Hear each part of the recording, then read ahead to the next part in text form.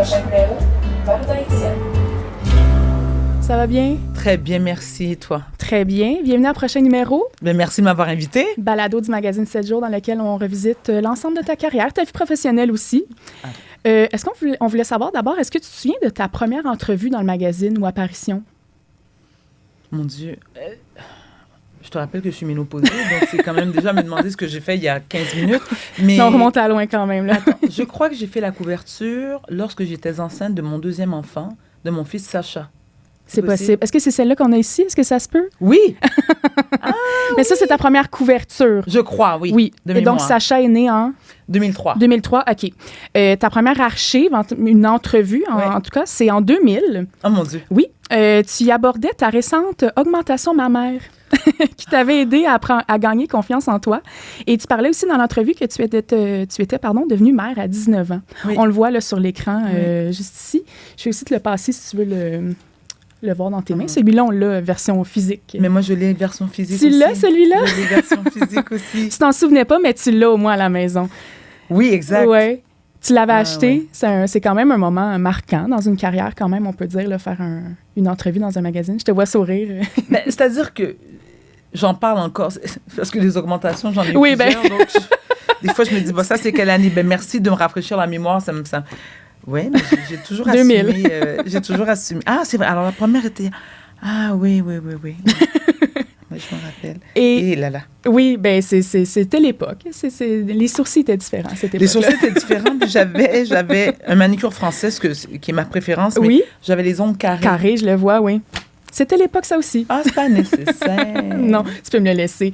Je vais te lire une citation que tu nous avais dite, en fait, dans cette entrevue-là, en ce qui concerne, c'est ça, l'augmentation mammaire, mais aussi la beauté, tout ça. Donc, tu nous disais... Les critères de beauté qui s'appliquent aux femmes dans notre société sont souvent établis par les Blancs. J'avais des complexes quand j'étais petite à cause de mes lèvres charnues. J'ai mis plusieurs années à comprendre et à accepter qu'on peut être belle, même si on n'a pas les lèvres minces, le nez fin, les yeux clairs, les yeux bleus clairs et les cheveux blonds. Mais je n'ai pas réussi à surmonter les préjugés en ce qui concerne mes seins. Donc quand même, est-ce que de parler ouvertement d'intervention chirurgicale, c'était bien reçu à l'époque? Parce que là, tu riais, tu disais c'était ma première. J'en parle depuis longtemps, mais on était curieux quand même de savoir ça parce que parfois, les gens n'en parlent pas. Là, plus Vanessa, aujourd'hui. Je te dirais que moi, clairement, je pense que c'est ma marque de commerce. Oui. J'ai toujours assumé, je ne parle pas nécessairement de mes seins, mais c'est-à-dire que j'ai toujours assumé toutes les paroles qui sortent de ma bouche. Si tu n'es pas capable d'assumer, tu ne dis rien. Absolument. Effectivement, j'avais des complexes par rapport à ma poitrine parce que j'ai aussi été ballerine, il fut un temps. Donc, je n'avais pas nécessairement beaucoup de poitrine, même pas du tout. Moi, je les appelais mes raisins secs. Mais... oui, ça m'a fait beaucoup de bien. Puis maintenant, ce que je réalise en 2026, si on parle des complexes que j'éprouvais à cette époque-là, c'est-à-dire de ne pas avoir un nez aquilin ou des lèvres minces. Non, moi, je suis une femme noire et j'ai des traits de femme noire. Absolument. Très heureuse d'en être une d'ailleurs. Et quand je vois maintenant toutes les femmes qui sont issues d'autres ethnies et qui se font injecter pour avoir des lèvres plus pulpeuses, plus charnues... je fais, c'est ça, chaque temps, chaque époque a sa mode, mais en même temps, je pense que c'est l'acceptation. Moi, j'ai été élevée, je suis née ici, j'ai fréquenté l'école privée toute ma vie, donc, qui était majoritairement avec des gens issus de la communauté blanche, qui était très correcte. Mais je me souviens les photos d'école où mes copines faisaient juste une couette, puis moi, c'était compliqué. Là, j'avais les cheveux bouclés, puis là, il fallait que je les attache. Ouais. J'ai eu ma phase aussi dans les années 80 où je tripais sur Platinum Blonde, sur The Cure and The Smith. Mm-hmm. Puis je pouvais pas avoir un look gothique, là. Ça fonctionne. C'était plus de travail. C'était plus de travail. Et thank God, Michael Jackson est arrivé. Merci la vie. Il a ramené ça. Il t'a rendu la vie plus simple. Oui. Mais bon, tu sais, c'est quand même anecdotique, là, évidemment, de parler de chirurgie plastique, tout ça, évidemment. Mais pourquoi avoir voulu en parler? Tu sais, là, on prend ça parce que c'est ta première entrevue, mais tu sais, au-delà du fait qu'on te parle encore de tes seins, mais pourquoi à cette époque-là, tu avais jugé important d'en parler? Mais parce que moi, parce que les gens ne sont pas des imbéciles, puis dans le sens que je me dis, je passe d'un double A à... Les gens vont le voir aussi. Ben, les gens vont le voir. Puis pourquoi je cacherais ça? Je veux dire, j'ai rien volé à personne. J'ai fait un choix qui m'appartient, que j'assume. Encore une fois, j'utilise le terme assumer. Ça dérange qui? Puis ça regarde qui, surtout? Ça me regarde. Mais si les gens me demandent, est-ce que tu as une procédure? Je dis oui, j'ai une procédure. Donc, moi, je dis toujours aux gens, n'essayez pas de sortir des potins me concernant, parce que les potins, je les ai sortis moi-même avant que vous en ayez accès. Donc, non, je suis quelqu'un de complètement assumé dans la vie. Mais donc, déjà très transparente, parce qu'en même 2000, on se rapporte, il y a quand même 26 ans, tu étais plus jeune. Déjà très assumé, le mot trop, que tu as choisi. Ouais, tu dirais trop? Oui. Parfois, je regarde des anciens, des clips où j'ai apparu dans certaines émissions, je me trouve insupportable. Là, je me trouve insupportable pour autre chose parce que je suis ménopausée et j'ai pas de patience. Mais ceci étant, j'essaie d'être plus tempérée, d'avoir un petit peu plus de diplomatie, plus de tact. Ça, c'est pas toujours facile. Je me dis aussi que toute vérité n'est pas bonne à dire. Oui. Mais lorsque je parle des chirurgies dont j'ai eu recours ou bien d'autres aspects ou d'autres aspects de ta vie, oui, c'est ça. Ce côté assumé et transparent se transpose. Bon, là, on l'a sorti parce que c'était ça la citation, mais ça se transporte dans différents aspects de ta vie. Là, mais j'ai aussi, si en tout respect, Vanessa, j'en ai aussi un peu marre qu'on m'en parle. Oui? Oui, là, c'est comme... Tu sais, c'est un peu comme la maladie mentale. Tu sais, je suis le porte-étendard de la maladie mentale. Tu l'as dit un peu en blague tantôt, t'es le visage de... Mais oui, c'est ça. Oui, mais... Tu fais autre chose. Et je fais autre chose. Puis il y a d'autres choses que ma poitrine dans ma vie. Absolument. Là, c'est vrai qu'elle occupe beaucoup de place dans ma vie et dans mon corps, mais c'est ça. Oui, nous, on l'a sorti en mode, on voulait savoir vraiment si la transparence et ce côté assumé. Mais oui, nous aussi, on a rigolé quand on a vu que c'était ta première archive. On ça commence avec ça, évidemment. Exact. Mais là, c'est fini. Merci, j'apprécie. C'est fait. Merci. Donc, aujourd'hui, on te connaît vraiment comme étant une femme qui a confiance en elle et en ses moyens. Est-ce que tu sais ce qui a contribué à ce changement de perception de toi-même? Tu disais, là, justement, tu allais à l'école avec des gens blancs, tout ça. Bon, tu as parlé un peu dans ce premier extrait-là de ça a pris du temps à t'accepter, tout ça. Est-ce que tu te souviens à quel moment ce genre de shift s'est fait? Je crois pas. Alors, je veux juste corriger ce que tu viens de dire. C'est-à-dire que je n'ai jamais eu de difficulté à accepter que je suis une femme noire. Moi, je n'ai pas eu ce problème-là. Non, jamais. Non, c'est qu'il y avait des comparaisons qui étaient faites. Ah oui, comparaisons, absolument. Oui. Mais non, assumer... Non, moi, c'est une bénédiction. Ouais. Je dirais, si les gens croient en la réincarnation, si j'avais le choix de redevenir sous une autre forme... Non, je veux redevenir une femme noire. C'est ce que je trouve beau. Je considère ça comme un cadeau. Oui. Et je ne dis pas, moi, qu'il y a des races qui sont supérieures à d'autres. Non, c'est pas du tout. Les gens qui me connaissent savent que je n'ai pas cette mentalité-là, mais en même temps, j'aime tout ce que ça comporte d'être une femme noire. Mais plutôt en mode, tu disais avoir des complexes, puis là, maintenant, on te connaît comme la diva. Tu sais, il y a vraiment eu un... On se sent moins complexé, peut-être, ou ça se cache plus. Non, j'ai toujours été comme ça. J'ai toujours été quelqu'un qui j'ai énormément confiance en moi. C'est très, très dur de me déstabiliser. C'est pour ça que là, j'ai pas beaucoup de haters, mais j'en ai comme tout le monde. Comme une personnalité publique sur les réseaux sociaux. Si ces gens-là savaient à quel point j'en ai rien à cirer, les pauvres. Arrêtez de perdre votre temps de taper sur votre clavier. Je vous regarde, je ris, je vous bloque.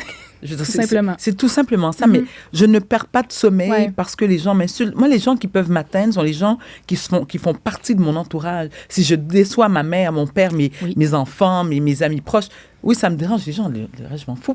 Mais je suis quand même toujours respectueuse. Donc, au lieu de t'envoyer promener, je te bloque. Simplement, tu n'as pas d'énergie à mettre Non, surtout pas 53 ans. Non, exact, c'est ça. On se transporte maintenant en 2002. Oui. Tu nous accordais une entrevue pour parler des récents changements dans ta vie. Tu avais qualifié l'année 2001 comme étant la pire de toute ta vie. Rien de moins, quand même. Ah oui. Lorsque le journaliste a demandé les raisons de ce tourbillon, tu nous avais répondu ceci. Donc, tu avais dit, « Il y en a plusieurs. Entre autres, certaines raisons sont dues à ma personnalité. Par exemple, je suis de nature très rancunière et chaque fois que des gens me blessaient, ça suscitait en moi de la peine, de la colère, de la rage, etc. Et nul doute que de tels sentiments ont affecté mon comportement au fil des années. Donc, ça, c'était en 2002. On sait que tu as annoncé publiquement ton diagnostic de bipolarité que tu avais reçu à 14 ans, mais tu l'as annoncé publiquement en 2009. Donc, c'était plusieurs années après cette entrevue-là, dans ton livre « Maudite folle ». On sait que parler de santé mentale, bon, encore là... non, mais ça va.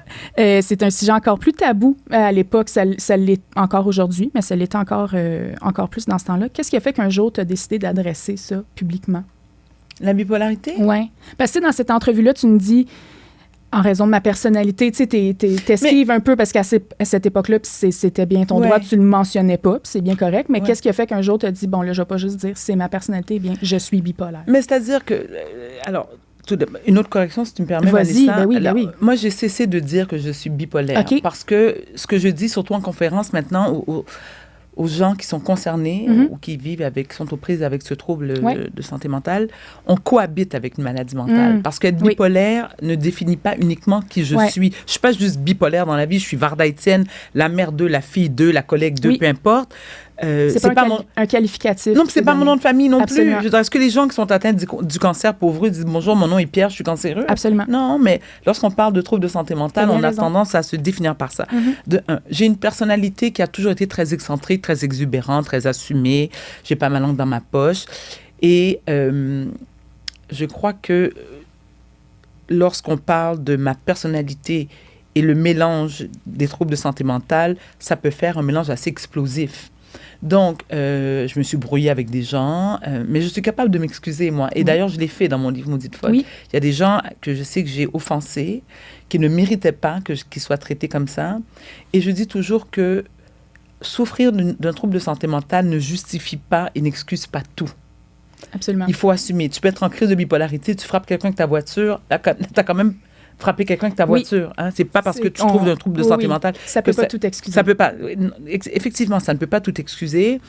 Mais je me souviens pas que 2001 était une année catastrophique. Ben, ça doit. Oui, t'as dit la pire. La pire, en plus?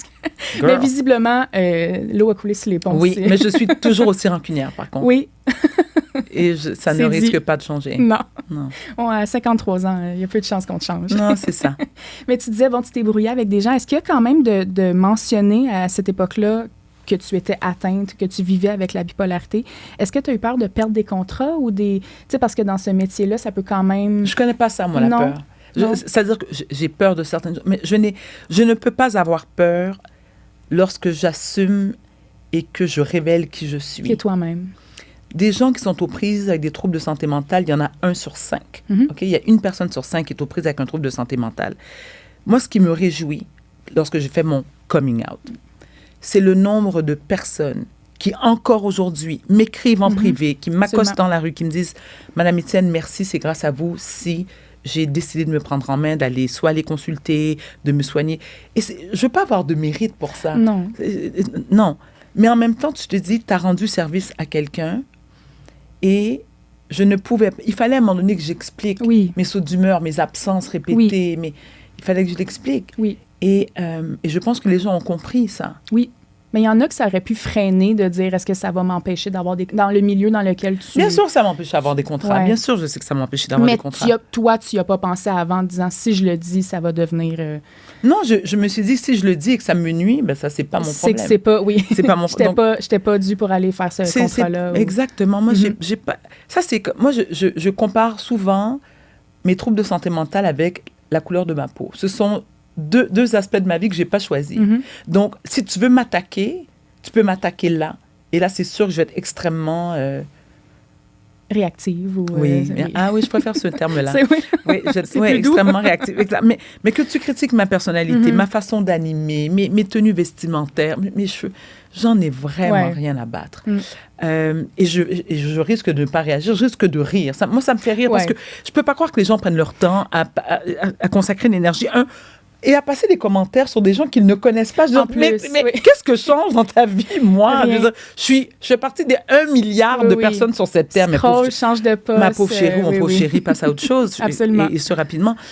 Mais lorsqu'on attaque ma maladie mentale, lorsqu'on attaque ma couleur de ma peau, je me dis, ça, c'est le plus bas que tu peux aller. Ouais. Et c'est une insulte facile aussi. Oui. Donc maintenant, moi, je te regarde de haut. Puis en plus, quand je parle de haut, avec tes talons, oui, je confirme, donc, très grande. Oui, donc ça va. C'est très haut. Oui, effectivement. Donc, ce livre-là, Maudite folle, paru en 2009, mais en 2011, on t'interviewait pour la sortie de ton premier roman, Femme de gangster. Oui! Tu parlais de la thérapie, de ce que ça t'apportait. La thérapie, pardon, voyons, j'ai de la misère. La thérapie que t'apportait l'écriture et la lecture. Oui, Et c'est ça, un bel depuis exutoire. un très jeune âge, oui. Donc, Ouais. c'est ça, tu me disais, j'écrivais beaucoup lorsque j'étais gamine, C'est donc vrai. des poèmes. Oui. Je suis aussi une boulimique de livres. La lecture me fascine et Oui. m'apaise. En Oui. même temps, j'écris avec beaucoup de sérieux. C'est un boulot pour moi. J'ai mon rituel avec mon pot de café et ma cartouche de cigarette. C'est vrai. Alors, j'ai arrêté de fumer depuis. Oui, t'as Il y a changé longtemps. pour la... Oui, pour laver. T'as changé pour Pour la laver, mais c'est-à-dire, mais ce que j'ai lu très, très peu de romans dans ma vie. OK. J'ai lu très peu de romans parce que, de un, j'avais peur de souffrir du syndrome de l'imposteur. C'est-à-dire que je ne voulais pas, et je le disais avec beaucoup d'humilité, qu'en lisant des romans d'autres auteurs ou autrices, que cela ait un impact ou une influence sur ma façon d'écrire. Ouais. Donc, je ne voulais pas ça. Et la majorité des auteurs et autrices te diraient que on s'inspire beaucoup d'une partie de notre vie privée. C'est certain. On s'entend. Même si c'est de la fiction. Même si c'est de la évidemment, fiction. ta vie influence ton écriture. Complètement. Mais j'ai toujours été beaucoup plus attirée. Les romans, j'en ai lu beaucoup lorsque j'étais enfant, adolescente. Alors, La Comtesse des Ségur, j'ai dévoré. Agatha Christie, j'ai dévoré. Thank God, je suis jamais tombée dans le Daniel Steele. J'essaie de pas juger ceux qui le font, hein. Mais ton visage parle de lui-même. Il y en a pour tous les goûts. Absolument, bien sûr. Moi, dès que tu lis, Oui, j'admire ça. Oui. En même temps, je n'ai pas lu de roman il y a plusieurs années. Je relis très rarement. Les mêmes romans. Non, ce que j'ai écrit. Ah, OK. Ce que j'ai écrit. Ouais. Parce que je ne suis pas capable de j'ai toujours écrit d'un trait. OK. Je ne retourne pas. Parce que lorsque je retourne, je me dis, ah non, finalement, c'est pas assez bon. Okay, Et ouais, là, je corrige. Ah non. non, mais finalement, c'est encore pire. Mm-hmm. Donc, je me fais confiance, j'écris Ouais. d'un seul trait. C'est quelque chose de très, très, très solitaire aussi. Oui, vraiment. Ce que j'apprécie, bon, on est aussi conscient qu'au Québec, on n'écrit pas pour gagner sa vie. C'est certain. Il faut le faire parce On le fait qu'on pour le soi. veut. Et pour... On le fait oui, pour soi. exact. Et puis, on ose espérer que ça va rejoindre des ça gens. va rejoindre le maximum de gens possible et que ça les intéresse parce qu'on peut aussi écrire des bouquins. Moi, je me rappelle, j'avais écrit, je ne sais pas lequel, je pense que c'est Ma belle-mère chérie, et il y a une journaliste qui m'a ramassée. D'ailleurs, elle est chanceuse que je ne me rappelle plus de son nom aujourd'hui. Mais pas gêné pour la nommer. Non, mais parce que j'ai pas de problème. C'est oui, que les gens... oui, ben des gens critiques, les gens ont le droit de critiquer le métier. Faut oui. soit productif. Comme exact, ça. Oui. Mais quand tu détruis je veux dire que mon c'est livre... mauvais pour dire que c'est mauvais. Elle est très chanceuse que je me rappelle pas de son nom. Ces gens-là, souvent, n'ont pas écrit. Tu sais, en plus. Ne comprennent pas le processus et moi la première. Exactement. J'en ai pas écrit non plus. Mais... Non, mais c'est un long processus, absolument. Ouais.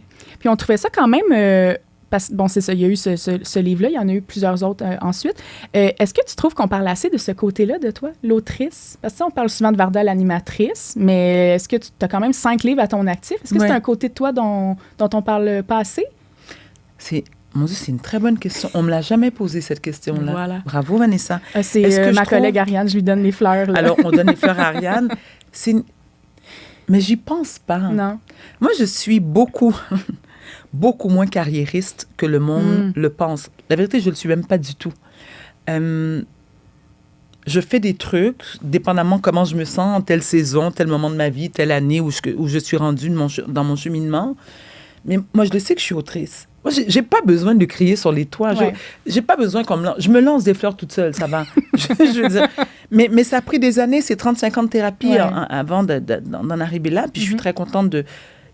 Ce qui m'intéresse dans ma vie, moi, c'est pas qu'on me lance des fleurs. Non. Ce qui m'intéresse, c'est que les gens puissent voir l'évolution que j'ai faite ces dernières années. Et j'ose espérer que j'en ai fait une évolution. Et c'est ça la beauté de vieillir. Oui. Mais... Pour moi, être autrice, ça fait partie de ma carrière d'artiste. J'ai plusieurs cordes à mon arc. Donc, écrire, c'est une corde. Animer, c'est une autre corde. Réaliser, c'est une autre corde. Donc, mais je trouve que j'écris pas pire. Mais pas mieux qu'une autre.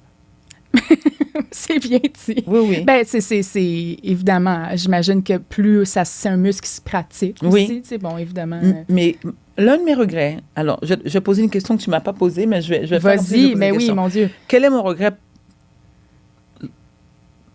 Alors, quel est mon regret dans ta carrière? Dans ma carrière d'autrice? Que je n'ai pas donné suite à Femme de gangster. Ah! Et ça, on me le demande tout le temps. Et ce que j'ai dit, c'est que j'ai souffert longtemps du syndrome de la page blanche. OK. Mais au-delà de ça, c'est que lorsque j'écris, j'ai beaucoup de difficultés à retourner dans le passé et faire « laisse-moi faire une suite ». C'est que j'aurais dû faire... Alors, ce que j'aurais dû faire, Il est c'est trop écrire... tard. Il est trop tard. J'aurais OK. dû écrire un livre de 1000 pages et ensuite de faire trois Des Ben, tombes. tomes. OK.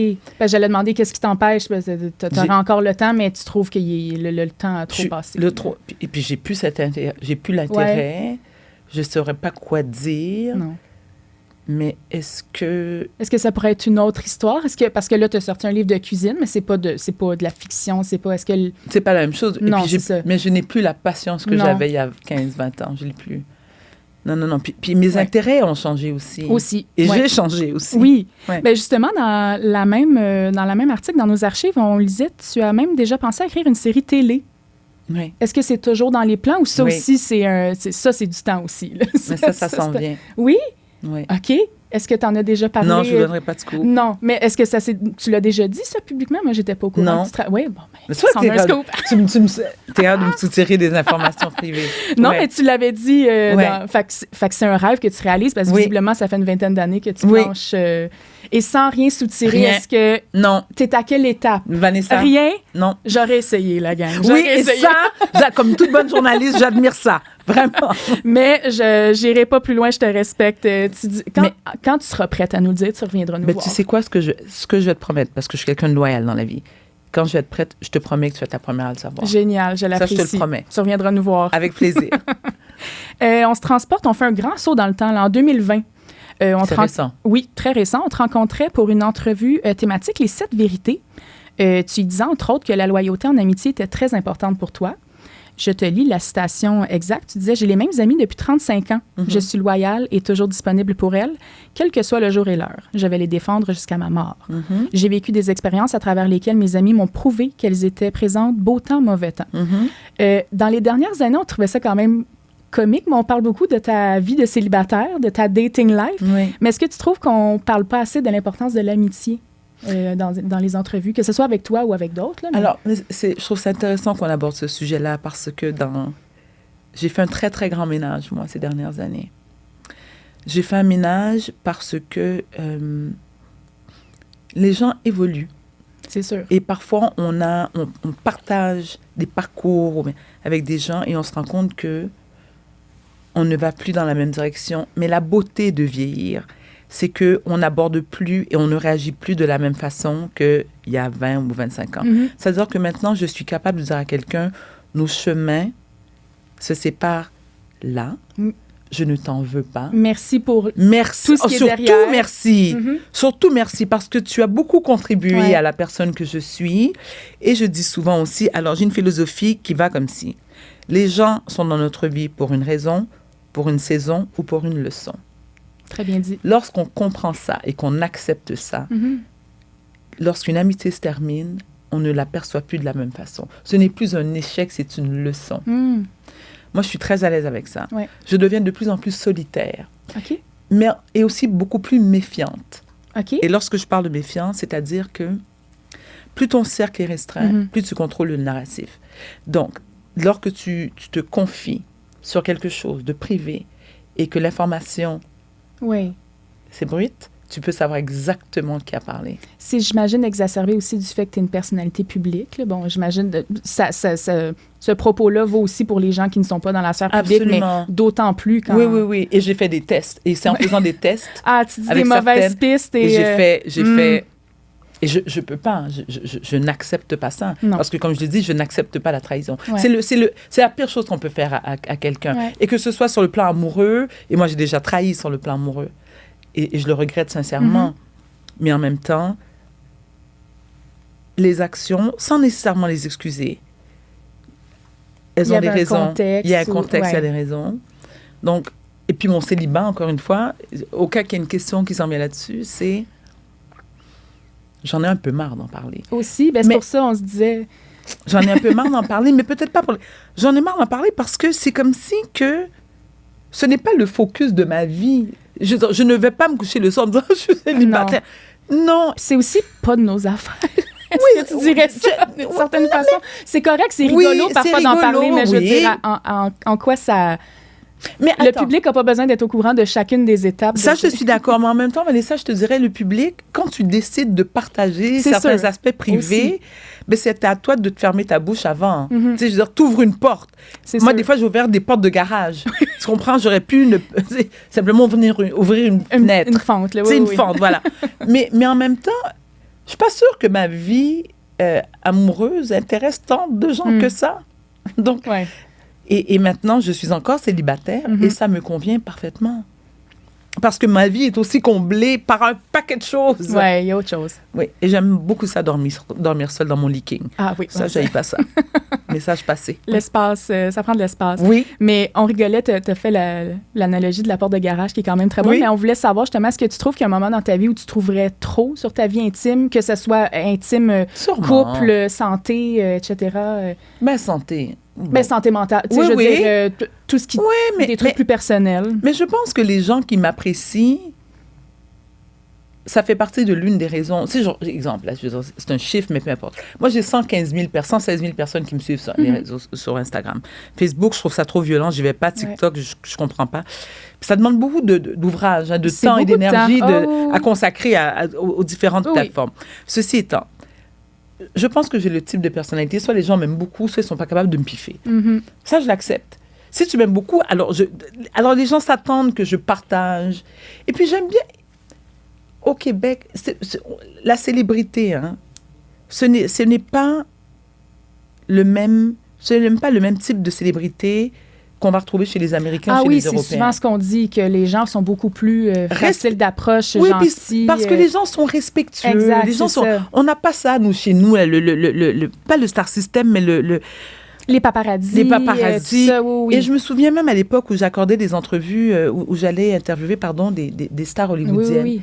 Et ils me disaient toujours, on sait lorsque ce sont des journalistes québécois. Ah oui, même avec les journalistes. Oui, parce qu'ils nous disaient tout le temps, vous avez assez de respect pour ne pas vous immiscer dans notre vie privée. On adore ça. Moi, je connais pas. Hein, je connais quand même beaucoup de gens dans le milieu. Oui. Je ne connais aucune célébrité qui me dit, moi, je vais faire mon épicerie avec un garde du corps. Ah non, pas ici. Moi, je pense, peut-être que je suis un peu naïve, mais je pense que Céline Dion, qui est une star planétaire, pourrait se promener à Montréal sans garde du corps. Je suis convaincue de cela. Ouais. Je veux dire, les gens vont être contents de la voir, qu'ils Oui. la prennent en photo. Mais se faire agresser Il y a parce un que respect quand il y a même. un- Ouais. les Québécois, on est hyper respectueux. Puis ça nous impressionne pas. On aime nos personnalités Oui. publiques, mais on n'en fait pas une obsession. Ouais. Je ne dis pas qu'il n'y a pas des gens qui ont des petits troubles de santé mentale. C'est sûr. Mais en général, ça va très Oui. bien pour tout le monde. Là. Ouais. Oui. Et pour clore le chapitre de l'amour, on voulait savoir, est-ce que lorsque tu retrouveras l'amour, est-ce que tu penses que tu vas être plus pudique cette fois-là ou tu vas continuer à... Pudique, moi? Non, ben c'est ça. Tu vas l'afficher, le crier à tout Ah, vent, non, ou- c'est attends. ça, parce que tu C'est dans disais, ce t'es sens-là. sur les réseaux sociaux, en entrevue. Mais c'est-à-dire que je pense que je vais partager la nouvelle. Peut-être pas, mais je risque de C'est dissimuler ça. et ne pas révéler son identité. Parce qu'il faut aussi respecter. Moi, je ne suis Oui. pas du tout intéressée, pardon, mauvais accord des verbes. Je ne suis pas du tout intéressée par quelqu'un qui est dans le milieu du monde des artistes. Je ne veux rien savoir. J'ai pas envie que ça soit des sujets de conversation lorsque je rentre de travailler. Je veux pas avoir notre face sur des magazines tout le temps. Je veux pas. Et Donc, si c'est quelqu'un pas du milieu, de garder son anonymat un absolument, peu. absolument. Cette personne-là a sa vie, son métier. Oui, tout ça, et puis ça n'intéresse pas. C'est pas tout le monde qui veut voir sa face sur les magazines. Non, c'est pas un Oui. choix. Mais moi, mes enfants, ils me disent, nous, à l'âge qu'on a maintenant, c'est beau, là. Ouais. C'est beau. Ouais, quand il y avait cet âge-là, il pouvait pas. Maintenant, c'est Là- non, ça serait assez difficile de les avoir sur Oui. des couvertures. Ah, ouais. On se transporte maintenant en 2023, encore plus récemment. Oui. On te rencontrait pour prendre de tes nouvelles et te parler de tes séries documentaires. Donc, tu avais sorti T'es belle pour une noire, Oui. qui aborde le colorisme, Oui. et aussi Les enfants invisibles, Oui. qui met en lumière les enfants dont les parents ont des problèmes de santé mentale. Oui. Tu avais dit à notre journaliste que ces projets t'avaient donné une certaine crédibilité que tu n'avais pas avant. Et je Oui. lis ce que tu nous as dit. Donc, tu dis « J'ai pas mal toujours été perçue comme étant une personne très superficielle et ayant peu de mots. » quand même. À travers mes documentaires et les sujets que j'y aborde, je crois que les gens voient maintenant une autre facette de moi. Mais à la base, j'ai fait ces documentaires pour moi. C'est quelque peu égoïste comme démarche et il y a quelque chose de très libérateur dans tout ce processus. Ça m'a fait un grand bien. Oui. Quand même, tu y allais avec, très superficiel, ayant peu de mots. Tu jugeais que les gens te considéraient comme ça? C'est que, Vanessa, malheureusement, il y a encore beaucoup de sexisme. Hein? Ça, oui. Il y a beaucoup de clichés attribués, comment un homme doit se comporter. Bon, OK. Ah oui, oui. Moi, je dis souvent, on peut être une belle femme physiquement, on peut avoir beaucoup d'humour et être brillante. Moi, j'étais une élève hyper douée. J'ose croire que je le suis encore, même si j'ai fini l'université, mais Véronique est comme ça. Véronique Cloutier est comme ça. Elle est beaucoup plus humble que moi. J'admire beaucoup ça chez elle. Mais c'est-à-dire que c'est une femme qui est brillante. C'est une très belle femme sur le plan physique aussi. C'est une très belle personne. Elle est extrêmement drôle. Elle a un humour, moi, que j'adore. Elle me fait beaucoup rire. Mais on dirait que tu peux pas être tout ça. Oui. Moi, je suis superficielle, mais je l'assume. Mais c'est, encore une fois, la superficialité, la définition du mot superficiel varie dépendamment de qui l'utilise. Oui. Est-ce que je suis quelqu'un qui est fait très attention à son apparence? Absolument, ça ne changera pas. Moi, c'est ce qui me fait plaisir. Si ça dérange les autres, ce n'est pas mon problème. Mais je suis une belle femme physiquement. Je le sais, je n'ai pas besoin qu'on me le confirme. Et là, j'entends, je prends pour une autre. Non, je me prends pour voir des dizaines. J'ai un miroir. Non, j'ai un miroir. Puis non seulement ça, c'est que je me prends pour voir des dizaines. Ça fait 53 ans. C'est déjà beaucoup. Oui. OK, mais je connais mes forces et mes faiblesses. Absolument. Je connais mes capacités. Mais est-ce que j'ai le droit? Absolument. Parce qu'un homme qui réussit, qui est beau physiquement, qui a du talent, qui est un bon homme d'affaires, qui a réussi dans différentes sphères de sa vie, est-ce qu'on va le dire qu'il est prétentieux et superficiel? Non, on salue ça même. On salue ça. Ouais. On dit, mon Dieu, mais quel homme. Pourquoi on n'est pas capable de le faire pour une femme? On peut juste être une chose. Alors moi, si les gens qui me suivent sur les réseaux sociaux, ils vont constater que j'aborde des sujets hyper sérieux, j'aborde des sujets superficiels, j'aborde des sujets aussi où je fais beaucoup d'humour. J'en fais pour tous les goûts. Mais ça facette, comme un être humain normal. Exactement. Ouais. Mais je te dis, Vanessa, à 53 ans, si tu savais comment ça me tombe, ça me pose comme sur le dos. Le dos d'un canard, oui, c'est ça. Je le cherchais un peu dans... Oui, c'est ça. Oui. Mais tu parlais donc de crédibilité. Est-ce que tu as senti quand même qu'en vieillissant, tu avais un certain besoin de prouver quelque chose? J'ai rien à prouver. Non, moi, j'ai approuvé à Varda constamment. J'ai rien à prouver à personne. Toi-même. Je n'ai rien à prouver à qui que ce soit. Mais tu disais c'était quelque peu égoïste comme démarche. C'est égoïste comme démarche. Oui, parce que c'est un peu comme l'écriture. Tu écris et lorsque tu fais des séries documentaires, il faut que ça rejoigne un peu, ça puisse rejoindre, le maximum de gens, et de deux, que ce soit des sujets que tu maîtrises. Ben oui. Moi, la maladie mentale... Ou qui t'intéresse et que tu vas approfondir. Mais, Exactement. Donc, et c'est facile d'aborder un sujet ou des sujets que tu maîtrises parfaitement. Et puis, je ne suis pas seule, je suis entourée d'une équipe. Hein, je ne peux pas prendre tout le crédit de tes belles... Et je tiens à le dire, je suis extrêmement contente et reconnaissante du fait que mes 2 séries documentaires ont très bien fonctionné. Mais je ne suis pas seule. Réalisateur top, recherchiste top, caméraman, toute cette équipe qui nous entoure, parce que le succès d'une émission, ce n'est pas la personne qu'on voit à l'écran. Oui, toi, t'es sur l'affiche, mais il y a des gens derrière. Il y a des gens derrière. Et ça, je me sens très privilégiée d'avoir travaillé avec ces gens-là. En termes de crédibilité... Oui, parce que encore, moi, je ne suis pas responsable de l'opinion que les gens ont de moi. Les gens pensent nous connaître, les personnalités publiques. Oui. Mais ces gens doivent réaliser qu'ils voient bien ce qu'on veut leur montrer. Il y a d'autres aspects de ma vie que personne ne connaît parce que ça ne les regarde pas. Mais je trouve ça fascinant quand même dans le métier dans lequel j'évolue. Tu évolues, de ne pas, bon, peut-être un petit peu, mais de ne pas vouloir... sans dire, pas impressionner, c'est pas le bon mot, mais avoir justement cette crédibilité-là auprès de tes pairs. Tu sais, quand même de vouloir... Tu sais, tu fais ça pour toi, vraiment. Tu sais, tantôt, quand je te demandais, est-ce que d'afficher ta bipolarité, tu avais peur que ça t'enlève des contrats? C'est pas que j'ai... Mais dans le sens, c'est vraiment l'opinion des gens du milieu, alors que c'est un milieu où ça pourrait t'enlever des contrats ou quoi que ce soit. Oui, mais tu sais, Vanessa, alors, si tu me permets, je vais juste corriger quelque chose que j'ai dit tout à l'heure. L'opinion des gens est importante. Oui, ça, tu l'as bien dit. De mes pères et tout ça. Ce que moi, j'ai décidé de faire depuis de nombreuses années, c'est que l'opinion lorsqu'elle est défavorable, Oui. je n'y accorde plus d'importance comme je faisais avant. Ouais. Avant, ça venait me chercher. J'ai eu des moments où j'ai lu des commentaires sur moi où vraiment, j'étais pas bien, puis je pleurais. Et là, je me suis dit, mais Varda, tu dois choisir tes batailles. Oui. Et que c'est trop facile de te dissimuler derrière un écran. Maintenant, en termes de mes pairs, je pense ma crédibilité, je pense que c'est mon attitude qui a changé, qui a fait en sorte que j'ai beaucoup plus de contrats, que les gens vont dire que c'est beaucoup plus facile de travailler avec elle. Et ça, malheureusement, je n'essaie pas de me cacher, mais effectivement, mon trouble de santé mentale a beaucoup contribué au fait que j'ai parfois été difficile à travailler. Mais il faut assumer. Oui. Moi, j'assume tout ce que j'ai fait, tout ce que je fais aujourd'hui. Donc, maintenant, j'ose espérer que je récolte ce que j'ai semé. Oui. J'essaie d'être gentille. Je le suis gentille, mais surtout respectueuse envers les gens, à l'écoute des gens. Puis lorsqu'une personne a une réaction qui me déplaît, je me dis, mais Varda, est-ce que tu sais ce que cette personne-là vit en ce moment?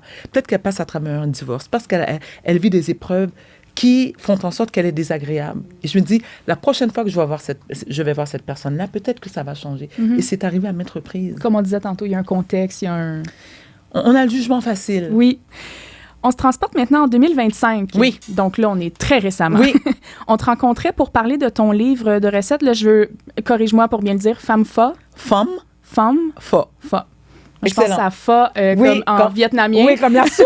J'ai des amis viettes, je sais que c'est pho, mais là, c'est pas la même la même communauté. Qui veut dire femme forte. Femme forte, exactement, en créole haïtien. Oui, exact. Un livre de recettes est donc aussi un hommage à tes racines, à ta famille et aux femmes qui t'inspirent et qui t'ont fait qui m'ont grandir, élevé. qui t'ont élevé. Oui. Tu nous disais à propos de ce livre, je constate que plus je vieillis, plus je ressens le besoin de me rattacher à mes racines haïtiennes et ça passe inévitablement par la bouffe. Comprenez-moi bien, je suis très fière d'être québécoise, mais je suis haïtienne dans l'âme. Oui. J'ai appris à faire à manger auprès des femmes de ma famille. C'est donc un peu un hommage que je leur fais en préparant un livre de recettes haïtiennes.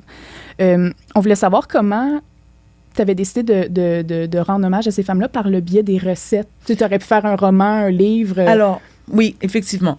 Mais tout d'abord, je le mentionne. Je ne sais pas si je l'avais mentionné à ce moment-là, mais d'après moi, oui. Ce ne sont pas mes recettes personnelles. Il y a 2 recettes qui sont les miennes, mais ce sont toutes des recettes qui m'ont été transmises par ces femmes-là. Donc, ma mère, l'une de mes tantes et mes 2 grands-mères. Elles sont vieillissantes, donc mes 2 grands-mères sont malheureusement décédées. Ma mère et ma tante sont quand même dans un âge avancé et je suis extrêmement attachée à ces femmes. Ce sont des femmes que j'aime profondément, ce sont les femmes de ma vie. Et surtout lorsqu'on est fille et... attends, je reprends. Moi, j'ai toujours été très, très, très, très, très proche de ma mère et je suis incapable de concevoir qu'un jour, elle va disparaître. Et mes tantes aussi. Alors, comment leur rendre hommage? Ce sont d'excellentes cuisinières, mais ce sont surtout des femmes qui ont fait en sorte que je suis devenue la femme que je suis aujourd'hui. Ce sont des femmes indépendantes, affectueuses, gentilles. Elles ont toutes les qualités que j'admire chez une femme résiliente et d'excellentes cuisinières. Donc... À travers ce livre, les gens vont pouvoir retrouver des recettes typiquement haïtiennes, de plats haïtiens qui ont été réalisés par ces femmes-là. Et chaque recette, c'est pas qu'un simple livre de recettes. Et chaque recette est accompagnée d'un récit parce que ces recettes... une mise en contexte, une histoire. Une histoire, okay. Tout à fait. Okay. Donc, pour moi, c'est peut-être le plus beau livre que j'ai écrit, ouais. De tout ce que tu as fait. Ouais. Celui-là est particulier pour toi. Oui. Et puis parce que la nourriture haïtienne, c'est la meilleure. On peut le mentionner aussi. Évidemment. Est-ce que ça a été une forme de, peut-être que le mot est grand, mais thérapeutique, une forme de thérapie pour toi de faire un tel projet pour te rapprocher de tes racines? Ben, mes racines haïtiennes, j'ai toujours été... Elles sont toujours... Oui. Mais c'est vrai que de plus je vieillis... mais c'est-à-dire que je dis toujours aux gens... Moi, je suis une très, très fière Québécoise. Je veux dire, j'ai vécu ailleurs dans le monde, mais le Québec, c'est mon cœur, c'est chez moi. J'adore le Québec, puis tout ce qui vient avec. Mais j'ai quand même été élevée par des parents qui sont ici depuis de nombreuses années. Ils sont arrivés dans les années 60, mes parents. Ils adorent le Québec, évidemment, sinon ils y auraient été ailleurs. Oui. Mais j'ai été élevée dans la culture haïtienne. Mhm. Et cette culture-là, je la transmets à mes enfants qui sont Aussi. métissés, mon ex-mari est blanc. Et c'était pas négociable lorsqu'on a décidé d'avoir des enfants. On a dit on va élever les enfants dans deux cultures. Mhm. Parce que je les aime autant toutes les deux. Oui. Alors, Mais elles font toutes les deux partie de toi. Ben, tout à fait. Mhm. Tout à fait. Et encore plus pour mes enfants, parce que mes enfants ont vraiment ils sont moitié caucasiens. Ceci étant,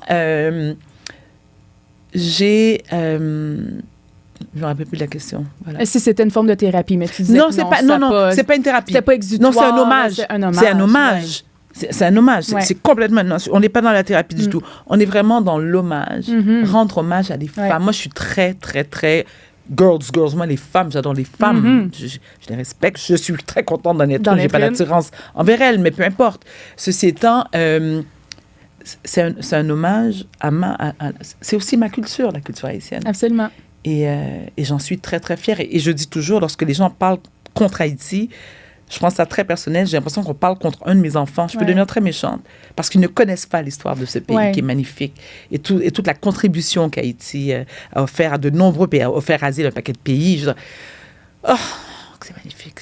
Alors, il y a Haïti puis le Québec. Le reste, je m'en fous. Il y a Haïti puis le Québec. Le reste, ça ne m'intéresse pas.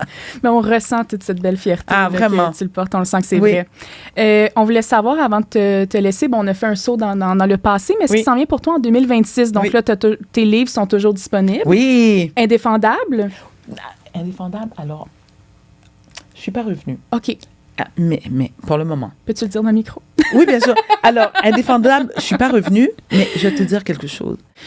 Isabelle Chevrier, une autrice d'un immense talent et surtout d'une très, très grande gentillesse, me confier ce rôle lorsque je ne suis pas une actrice de formation. Ça a été l'un des plus beaux cadeaux qui m'a été offert. Je n'ai jamais prise pour acquis que parce que j'ai fait une saison, j'allais revenir. Bon, je suis revenue 2 saisons. Mais j'avais aussi dit publiquement, si je ne reviens pas, c'est OK. On ne peut pas gagner à la loterie 3-4 fois dans sa vie. C'est une quotidienne aussi. Il faut bouger un peu les intrigues. Et puis, non, mais ça... Alors, c'est pour ça que je le comprends tout à fait. Exact. Mais quel beau cadeau que l'équipe d'Indéfendable m'a fait. Parce que non seulement Isabelle, mais aussi Charles Lafortune. Qui est producteur. À un moment donné, je suis à la chute, un petit peu plus loin. Je donne une conférence aux Premières Nations. Et écoute, c'est long, fait froid, la route est compliquée. Et je reçois un appel de Charles Lafortune qui me dit, il dit, je suis en vacances là, mais je t'appelle juste pour te dire bravo pour ton jeu d'acteur, ton jeu d'actrice, et que tu pourrais même participer à d'autres séries. Et j'ai fait, ah OK. Écoute, Vanessa, une belle reconnaissance. J'ai tellement pleuré de fierté. Parce que non seulement c'est un beau cadeau qu'on m'ait fait, mais je suis très insécure par rapport à ça parce que je ne suis pas... Tu ne l'avais jamais fait. J'en avais jamais fait. Puis tu sais, tu veux pas décevoir. Tu veux pas te décevoir toi-même, oui, c'est ça. Mais l'équipe qui t'a engagé aussi, tu ne veux pas décevoir. Tu veux pas leur dire, ah ouais, c'était vraiment pas... Puis tu rentres par une grande porte quand même. C'est quand même une série très regardée. Quand même. C'est comme ça que j'allais au ballet de Buckingham. Mais j'en suis très, très reconnaissante. Les gens ont aimé ton personnage aussi. Pense que ça a été un beau cadeau je pense quand que même. Oui, puis tant mieux. On m'en parle beaucoup encore aujourd'hui. Vraiment. Donc, l'appel est lancé pour peut-être d'autres rôles. Tu as aussi Temps partiel qu'on peut voir depuis tout récemment. Oui. Est-ce que, là, tu parlais de la série télé, je te tirerai pas les verres du nez. Est-ce qu'il y a d'autres documentaires peut-être dans les plans aussi? Mais une femme occupée. Mais Vanessa, tu sais comment que ça fonctionne dans notre milieu. Tu sais, tu as des confirmations, mais la confirmation se termine par... OK, mais c'est sous embargo. T'es comme, mais c'est sous embargo depuis combien de temps, là? Moi, je participe à des balados. OK, donc on sait que c'est dans le pipeline, en bon français. Je vais te dire, Vanessa, 2 choses. J'ai un automne hyper occupé. C'est ça, parce que nous, on te voit sucré-salé, mais là, après ça, qu'est-ce qui se passe pour l'automne? Je suis avec Véro. Oui, à la radio, absolument. Mais il y a d'autres choses qui s'en viennent à la radio. Parfait. Il y a d'autres choses qui s'en viennent à la télé. Génial. Puis il y a ma compagnie Varda Cuisine. Aussi, absolument, qui vient d'être lancée tout récemment, le site web. Oui, donc les gens peuvent procurer des pièces de ma nouvelle collection de l'art de la table. Ils peuvent acheter mon livre à travers mon site web. Ça va. Puis j'ai hâte d'être grand-mère éventuellement. Je t'en ai de le dire. Mon fils va encore Ça me aussi, chicaner. l'appel est lancé. Ah, mon Dieu, j'ai hâte. Écoute, je regarde des... Vanessa, je regarde des petites vidéos sur Instagram, puis tu sais, des femmes ou des parents de mon âge, puis qui... Écoute, je pleure à chaque Ils fois. sont déjà grands-parents. Oui, puis tu sais, leur enfant vient leur apprendre la nouvelle. Puis là, je m'imagine, tu sais, je fais le scénario dans ma tête. Mon fils qui m'a dit, maman, ma blonde est enceinte. Oh my God! On te le souhaite. Ben si lui le souhaite aussi, Oui. là, Non, mais ça on le va souhaite arriver. à ceux qui le veulent. Et donc, avant de se quitter, bon, on avait ta première archive tout à l'heure. Oui. Qu'est-ce que tu penses que la Varda de 2000 dirait de celle qui est assise avec moi aujourd'hui? Tu vas t'assagir, ma chérie. Tu vas t'assagir. Tu vas te calmer. Et puis, ça va bien aller. Et que tu vas vivre les plus belles années de ta vie dans la cinquantaine. C'est un beau message aussi pour certaines qui pensent que c'est pas le cas. Ou que Ah, c'est beau vieillir. Ça comporte beaucoup Ouais. plus d'avantages que les gens peuvent le croire. C'est magnifique vieillir. On acquiert une sagesse, une maturité, un lâcher-prise. Avec un petit peu de chirurgie plastique. C'est le mot de la fin. Merci, Varda. C'est moi. Grand plaisir de t'avoir rencontré. Merci pour ta générosité. Avec grand plaisir. À bientôt. Il n'y a rien qui t'a trop traumatisé. Absolument pas. Non. J'en ai vu d'autres. Ben oui. Prochain numéro est une production de Cube Studio. À l'animation, Vanessa Hébert. Conception et production au contenu, Simone Fortin-Bélanger. À la recherche, Nancy Gagné. Montage additionnel et habillage sonore, Frédéric Poirier. Merci d'avoir été à l'écoute et on se dit à très bientôt pour un prochain épisode.